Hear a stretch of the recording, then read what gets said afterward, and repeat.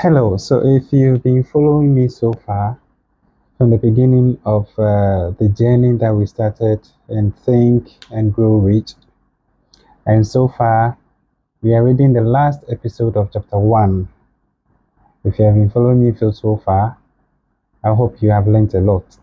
And if you've not followed, this is the first time you watching me, then please kindly look down my videos and then follow what we are reading. We are reading this book, Think and Grow Rich. We are reading it together and we are bringing out some hidden principles in this book that at the end of the book, if you are able to apply these simple principles, I think your life will never be the same. Yes. And then in my description, I said after reading all this book and then each page aloud, you need to take action. Don't just be the listener alone. So today is the last episode of chapter 1. Last episode of chapter 1. Chapter 1 has about 4 episodes, and today is the last episode of Think and Grow Rich, chapter 1, episode 4. And now it goes this way. It says, "You are the master of your faith, the captain of your soul." It's an interesting heading, so I'm sure you don't want to miss it. Yes. Please, if this is the first time you're watching my video, kindly like and subscribe to my channel for more content like this, more powerful motivational content like this. This channel is mainly for dreamers and doers, those who dream big. And yeah, so just like I was saying that, yeah, this just as quickly is for the doers and the dreamers act upon those who are ready to take action. So let's jump in. You should have told us to take that from there. Our brains become you are the master of your faith, dominating the captain of your soul. Minds. By the means now, when the English poet no one is WC, these magnets attract the prophetic lines. I am the master of my fate, of life, which I am the captain of my soul. The nature of our He should have informed us that.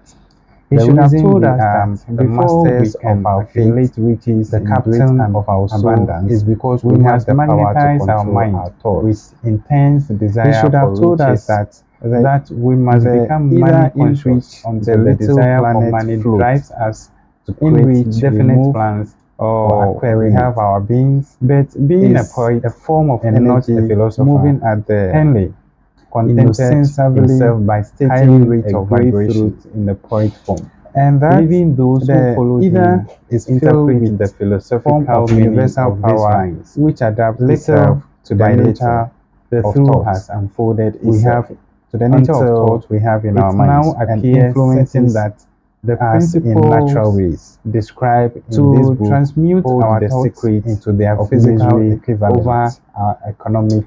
If the poet had told us this is of just a brief paragraph, you would have known why you are the master of your fate and the masters of your fate. It's an interesting, the captain of our episode. Indeed, should have told us. There is a very nice story that over this here power about Stephen Spielberg discriminate between destructive and constructive thoughts. Is one of the that it will be it will one of the directors translate into physical reality created thought of movies in history just as quickly. There is a nice story over here, so I will urge you, get one of these books and read the story. It is very, very interesting. He dreamed of becoming a director when he was a childhood.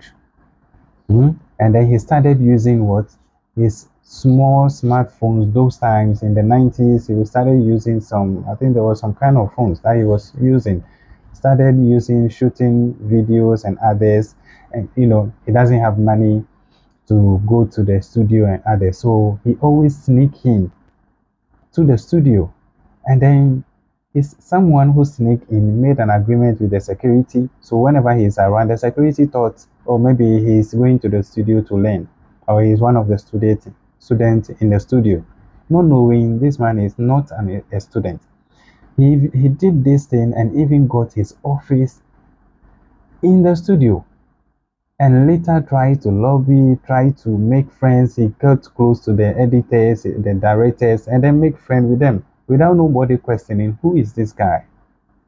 And at the end of the day, he sold his thoughts, his dreams to them, and lo and behold, they bought his idea. And since then, he has become one of the best directors. There was a movie they were premiering, but they were having issues. But he came into the industry and made this movie one of the top watch in the world. That's an interesting story, and you can afford to read it. I will get it to you, but that will be on my next episode. So he said, we are now ready to examine the first of these principles. Maintain a spirit of open-mindedness. That is one principle over there.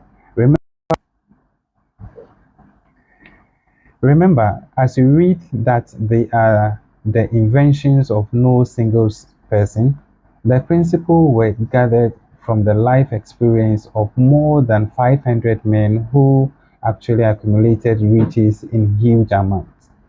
Men began in poverty with little education or influence. The principles worked for these men. You can put them to work. You can put them to work for you, your own enduring benefits. You will find it easy, not hard to do. You see, so what it means over here is that the principles that are in this book, if you are able to apply them, you will find that making money or getting rich is easy. That's the journey. That's what we are all chasing in life.